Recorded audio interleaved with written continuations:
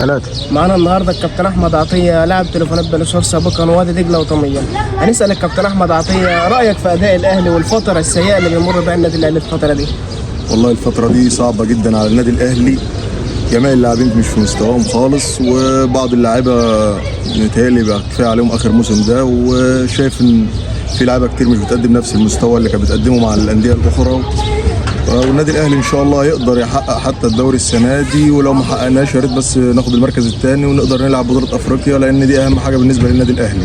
طيب حابين نسال الكابتن احمد عطيه سؤال، هل انت شايف التقصير من المدير الفني ولا من اللعيبه؟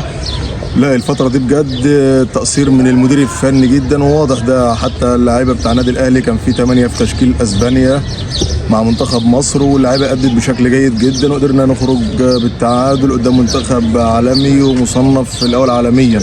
اللعيبة ما شايف إنها بتعمل اللي عليها، لكن المدرب مش قد كده خالص بصراحة. طيب كابتن احمد، انت شايف ان المرتب اللي بيتقاضى زيزو وتريزيجيه هل هو اثر على الفرقه ولا ده شيء طبيعي؟